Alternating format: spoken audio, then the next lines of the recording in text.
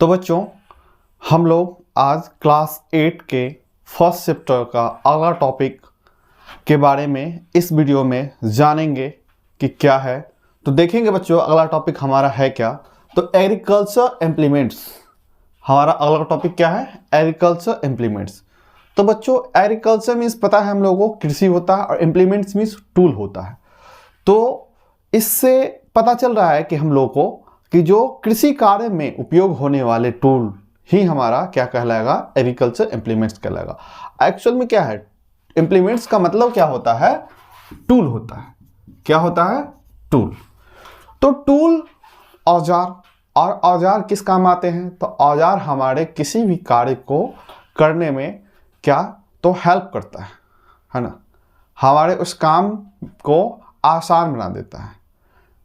तो देखेंगे बच्चों क्या लिखा हुआ है यहाँ पे कि the tools used by farmer during the farming are called agriculture implements, कि वे सभी औजार जो कृषि कार्य के दौरान किसानों के द्वारा उपयोग किए जाते हैं, इसे ही हम लोग क्या कहेंगे? तो एग्रीकल्चर इम्प्लीमेंट्स कहेंगे। जिसके एग्जाम्पल हम लोग देखेंगे तो क्या लिखा हुआ? Plough, how, cultivator, seed drills, thresher, combined harvester. इसके अलावा भी बहुत सारे और भी एग्जाम्पल है जिसका उपयोग हम लोग कृषि कार्य में करते हैं। एक एक करके हम लोग जानेंगे कि ये औजार किस प्रकार का होता है और कैसे वर्क करता है, इसका काम क्या है। तो बच्चों पहला हमारा औजार हो गया प्लॉ, और ये जो प्लॉ है इसको हम लोग बचपन से जानते हैं। हालांकि इंग्लिश में भी आप लोग जानते होंगे, है ना। हॉल और हल बचपन में सब पढ़े होंगे, और हल ही हमारा क्या कहलाता है? इंग्लिश में प्लॉ कहलाता है। और हल का स्ट्रक्चर बच्चों आप लोग जरूर कभी 90s के किड होंगे तो आप लोग जरूर कभी देखे होंगे। देखिएगा यहाँ पे इस प्रकार का क्या होता है? तो इस प्रकार का बीम होता है और बीम से ये शाफ्ट होता है, और ध्यान दीजिएगा यहाँ पे इस प्रकार से हैंडल होता है और यहाँ पे आयरन का प्लेट लगा होता है।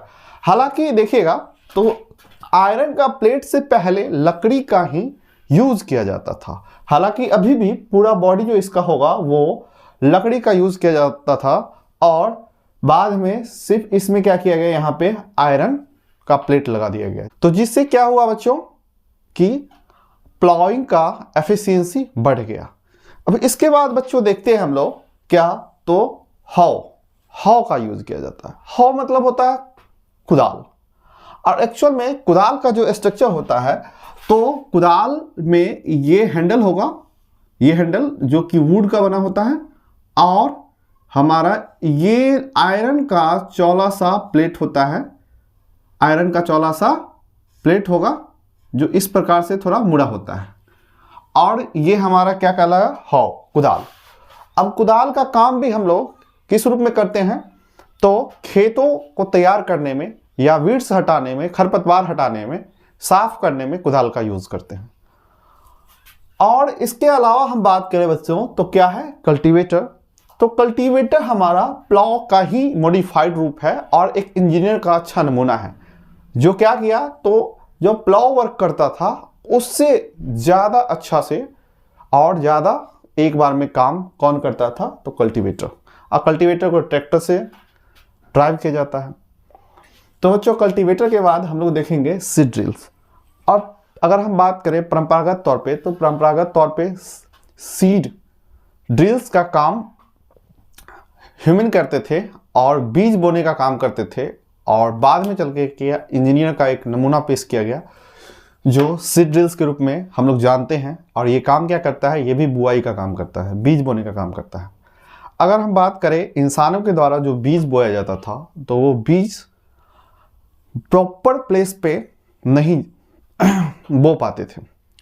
जब भी हम बीज छीटेंगे तो कुछ बीज हो सकता है क्या कि प्रॉपर प्लेस पे ना जाए, उसके बीच में जो हो सही से स्थान ना बने, जिससे क्या होगा कुछ बीज एक ही जगह पे ज़्यादा हो जाएगा। तो इससे क्या होगा, उस पौधे को जो न्यूट्रिएंट्स मिलना चाहिए वो सारे न्यूट्रिएंट्स बहुत सारे पौधे एक ही जगह पे होने से सबको सही से नहीं मिल पाएगा, जिससे पौधे का ग्रोथ अच्छे से नहीं हो पाएगा।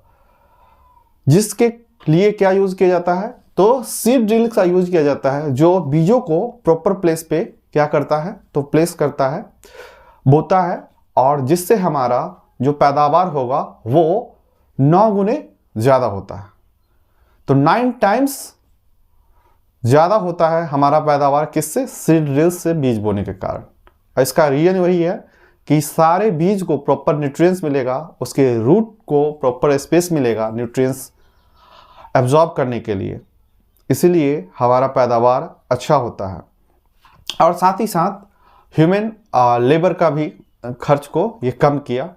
अगला देखेंगे हम लोग थ्रेसर। अब थ्रेसर का काम क्या होता है? तो जब हमारा फसल तैयार हो जाता है, हार्वेस्ट कर लेते हैं, तो हार्वेस्ट करने के बाद थ्रेसर का काम होता है पौधे के स्टॉक और हस्क को ग्रेन से अलग करना। तो जब हस्क और स्टॉक अलग हो गया तो उसको हम लोग मवेशियों को खिला देते हैं, मवेशियों के फीडिंग में यूज़ कर लेते हैं, और जो ग्रेन हो जाता है वो ग्रेन को हम लोग अपने लिए यूज़ करते हैं।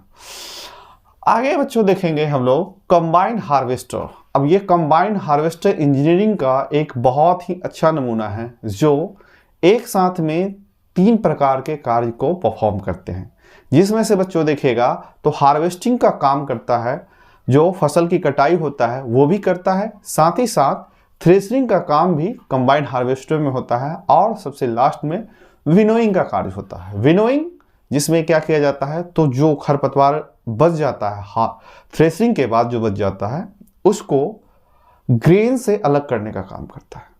तो ग्रेन को हम लोग खरपतवार से अलग करेंगे, इसी प्रक्रिया को विनोइंग कहते हैं।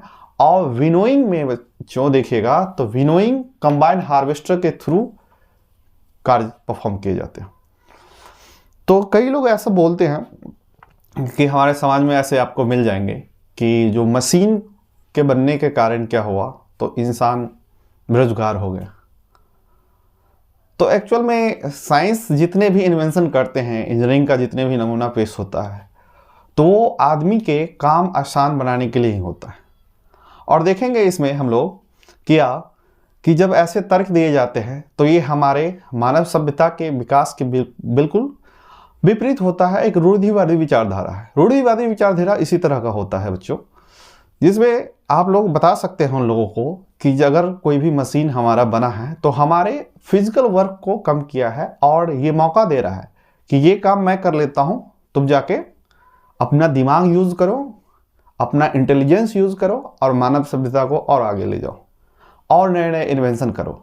ना कि ये नहीं बोलता है कि मैं ये कर लेता हूँ, तुम जाके 11 पे और फिर पबजी और सब्जी ये सब क्या होता है उसमें जाके टीम बनाओ। ऐसा तो हमारा साइंस नहीं बोलता है। वो तो इंसान के हेल्प के लिए ही बहुत सारे नए नए इन्वेंशन करते हैं। लेकिन हमारा रूढ़िवादी विचारधारा आसपास में बहुत सारे हैं, इस तरह से बयानबाजी करते हैं। तो उन लोगों को क्या करना चाहिए? उन लोगों को अपने दिमाग का इस्तेमाल करना चाहिए, है ना। और कई लोग ऐसा भी बोलेंगे कि शारीरिक कार्य जो पहले लोग करते थे उससे ज़्यादा फिट होते थे, है ना। जो मशीन के आने से लोग लेजी हो गए इस प्रकार से। तो ये लोग वही होते हैं जो क्लास में पहले ही टीचर के द्वारा गधे घोषित कर दिए जाते हैं, क्योंकि वे लोग उसी टाइप से सिर्फ बोझ ढोने और फिजिकली वर्क के लिए ही बने होते हैं। जब हमारा मशीन कार्य कर रहा है तो हमारे पास अगर टाइम बचा तो हम उसमें कुछ घंटों का एक्सरसाइज कर ले सकते हैं और फिर अपना ब्रेन का इस्तेमाल करके आगे इन्वेंशन कर सकते हैं। ऐसा भी हो सकता है। तो बच्चों हम लोग आगे देखेंगे, इस टॉपिक में आगे बढ़ते हुए हम देखेंगे एग्रीकल्चर प्रैक्टिसेस के बारे में। तो एग्रीकल्चर प्रैक्टिसेस तो बच्चों देखिएगा, कृषि कार्य को परफॉर्म करने में बहुत सारे मेथड का यूज किया जाता है। 1 बाय 1 करके स्टेप को परफॉर्म करना पड़ता है कि पहले कौन सा स्टेप करना होगा, खेत तैयार करना होगा, फिर उसमें फर्टिलाइजर ऐड करना होगा या बीज बोना होगा, इरिगेशन करना होगा। इस तरह के बहुत सारे एक्टिविटी को परफॉर्म करने होते हैं और वो स्टेप बाय स्टेप होता है।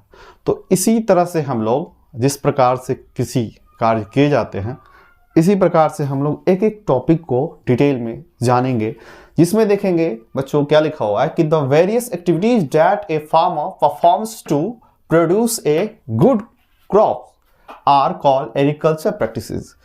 कि वे सभी क्रियाकलाप जो कृषि कार्य को परफॉर्म करने में किए जाते हैं या अपनाए जाते हैं, इसी को हम लोग क्या बोलेंगे? तो एग्रीकल्चर प्रैक्टिसेस बोलेंगे। और इसमें नीचे में लिस्ट दिए गए हैं, देखेंगे पहला क्या है। तो लिखा गया है कि प्रिपरेशन ऑफ सॉइल। तो पहला कार्य होता है मिट्टी तैयार करना। जब हम उस पर बीज बोएंगे तो उससे पहले क्या करना होगा, तो मिट्टी को तैयार करना पड़ेगा। अब इसमें किस प्रकार के मेथड, किस प्रकार के टूल्स को यूज़ किए जाएंगे, किस प्रकार की प्रक्रिया होगा, ये सारे हम लोग डिटेल में जानेंगे आगे।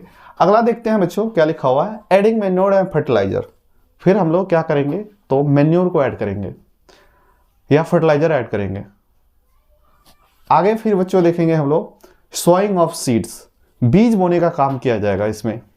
और कई बार होता है कि जब पौधे थोड़ा बड़े हो जाते हैं इसके बाद ऐड करते हैं, फर्टिलाइजर ऐड करते हैं, और कई बार जुताई से के जस्ट बाद फर्टिलाइजर मैन्योर डाला जाता है। या प्रिपरेशन ऑफ सॉइल के टाइम में ही क्या किया जाता है, तो कल्टीवेटर का यूज करने से पहले मैन्योर को खेतों में डाल दिया जाता है। तो बच्चों आगे देखेंगे हम लोग क्या है, इरिगेशन। तो इरिगेशन के बारे में हम लोग जानते हैं कि जब पौधे बड़े हो जाएंगे तो उसको वाटर का आवश्यकता होगा। क्यों, तो फिर वो न्यूट्रिएंट्स को एब्जॉर्ब करने के लिए तो पानी की आवश्यकता होती है। प्रोटेक्शन सीड, जब हमारा फसल ज़्यादा बड़ा हो गया तो फिर उसमें बहुत सारे वीड्स, खरपतवार आ जाएंगे, अनडिजायबल प्लांट्स लग जाएंगे, फिर कीड़े मकोड़े लग जाएंगे। इसको हटाने के लिए प्रोटेक्शन ऑफ सीड का मेथड यूज़ किया जाता है, प्रैक्टिसेस किए जाते हैं। हार्वेस्टिंग, फिर फसल हमारा पूरा प्रॉपर तैयार हो गया है तो फिर उसे हम लोग क्या कर लेंगे, तो फसल की कटाई कर लेंगे। फिर बच्चों अगला है, फसल हमारा आ चुका है, अनाज आ चुका है, तो उसको प्रॉपर वे में हम लोग स्टोर करेंगे। अगर इतना सारा मेहनत के बाद हम सही से अनाज को स्टोर नहीं कर पाए तो सारा मेहनत बेकार चला गया। तो स्टोर करने के लिए बहुत सारे अलग अलग अनाज के लिए अलग अलग स्टोर हाउस होते हैं, इस प्रकार से किया जाता है। तो सभी के बारे में हम एक एक टॉपिक के बारे में हम लोग डिटेल में देखेंगे आगे।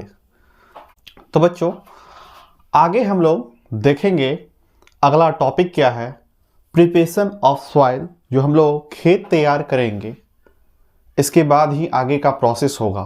तो कृषि करने में जो पहला स्टेप होगा वो हमारा क्या होगा, प्रिपरेशन ऑफ सॉइल। तो इसके बारे में हम लोग देखते हैं क्या लिखा हुआ है कि the process of losing and turning of the soil is called ploughing और टिलिंग। तो वे प्रक्रिया जिसके द्वारा मिट्टी को लूज किया जाता है या फिर मिट्टी को टर्न किया जाता है, नीचे की मिट्टी को ऊपर लाया जाता है, इसी को हम लोग प्लॉइंग कहेंगे या टिलिंग कहेंगे। तो प्रिपरेशन ऑफ सॉइल में जो पहला प्रक्रिया होगा वो क्या होगा, तो खेत जुताई का होगा, जिसके द्वारा क्या किया जाता है, तो मिट्टी को लूज बनाया जाता है। जो पहले जो हम लोग फसल लगाए उससे क्या हुआ, मिट्टी थोड़ा सा बंजर टाइप का हो गया, उसका नमी खत्म हो गया। तो कई अगर खेत बहुत ज़्यादा ही सूखा हुआ तो उसको तो पहले सिंचाई किया जाता है, फिर कुछ दिन के लिए छोड़ दिया जाता है, और इसके बाद फिर क्या किया जाता है, जुताई किया जाता है, जिससे उसमें नमी बना रहे। तो एक्चुअल में जो प्लॉइंग जो प्रक्रिया है, जो खेत जुताई का प्रक्रिया है, उसमें नीचे के जो मिट्टी है जिसमें न्यूट्रिएंट्स है और ऊपर वाले जो मिट्टी है उसमें क्या हुआ, तो फसल जो लगाए थे वो फसल उसके न्यूट्रिएंट्स को एब्जॉर्ब कर लिया है। तो अंदर में जो मिट्टी है उस मिट्टी को ऊपर लाया जाता है, जिसमें ह्यूमस भी होता है। और इसके अलावा क्या होता है, तो मिट्टी लूज हो जाने से क्या होगा, बहुत सारे इसके बेनिफिट हैं जिसको हम लोग आगे देखते हैं। तो क्या है कि it helps to bring the nutrients rich soil from the lower layer to top, making it available for plant.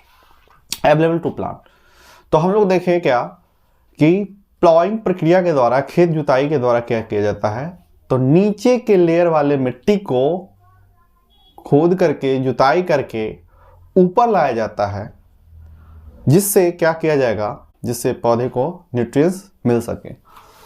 इसमें आगे देखिएगा बेनिफिट क्या है। तो क्या होता है कि जब नीचे की मिट्टी को ऊपर लाया जाता है और उसमें नमी होता है और मिट्टी लूज हो गया, जिससे क्या होगा, तो इसमें बहुत सारे अर्थवर्म, बहुत सारे वर्म्स क्या होंगे, इसमें नीचे जाएंगे, उस मिट्टी में आसानी से जा पाएंगे और उसको लूज बनाने का कार्य करेंगे, और इसके बाद क्या होगा, तो उसमें ह्यूमस भी मेंटेन करेंगे।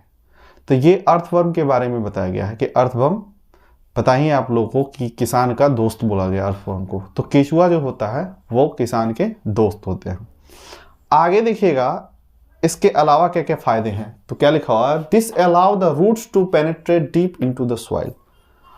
अब देखिएगा जब मिट्टी लूज हो गया तो जो पौधे हैं, पौधे के रूट्स आसानी से पेनिट्रेट कर पाएंगे, आसानी से मिट्टी के अंदर, लूज मिट्टी के अंदर आसानी से नीचे की ओर ग्रोथ कर पाएगा और नीचे की ओर घुस पाएगा मिट्टी में। तो जो रूट्स जो होगा, तो रूट्स आसानी से पेनिट्रेट कर जाए, इसके लिए भी खेत जुताई किया जाता है। अब देखेंगे आगे, तो खेत जुताई से क्या होता है, तो undesirable plants called weeds also get uprooted while ploughing. अब जब खेत जुताई किया जाता है तो बहुत सारे जो खरपतवार होते हैं, अनडिजायरेबल प्लांट्स होते हैं, वो सारे प्लांट्स उखाड़ दिए जाते हैं, खेत जुताई के द्वारा उखड़ जाते हैं, जिसको फार्मर के द्वारा हटा दिया जाता है खेतों से। आगे देखिएगा क्या लिखा हुआ है कि after plowing the soil, some big pieces of soil called crumbs remain in the soil। अब खेत जुताई के बाद क्या होता है, तो बहुत सारे बड़े बड़े जो मिट्टी का सॉलिड हिस्सा, जिसको हम लोग ढेला कहते हैं, पत्थर जैसा, वो बचे ही रह जाते हैं और अनइवन रहते हैं। कहीं पे ज़्यादा बड़े ढेला है, कहीं पे छोटे हैं, इस प्रकार से रहते हैं। तो क्या होगा, ये जो क्रम्स है, उस क्रम्स को फिर तोड़ा जाता है और इसी प्रक्रिया को हम लोग क्या कहते हैं, इसी देखिएगा, to break the big pieces of soil levelling of the soil is required. और इस बड़े से क्रम्स को तोड़ना है और तोड़ करके मिट्टी को क्या करना है, तो पूरा समतल बनाना होता है, लेवल करना होता है खेतों की मिट्टी को। तो इसके लिए भी टूल का यूज किया जाता है। और इसमें कौन कौन से टूल यूज किया जाएंगे, तो इसमें हेंगा यूज किया जाता है, जो वुड का बना होता है और उसमें आयरन प्लेट लगे होते हैं, या तो पूरा आयरन का हो सकता है ना। तो इसके फायदे क्या क्या हैं, तो लेवलिंग के फायदे क्या हैं, तो levelling the field is beneficial for the sowing as well as for irrigation.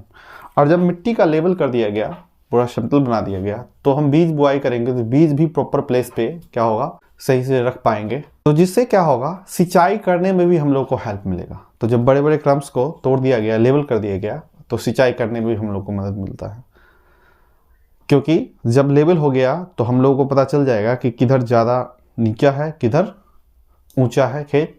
इस प्रकार से हम लोग उसके अनुसार से सिंचाई करते हैं।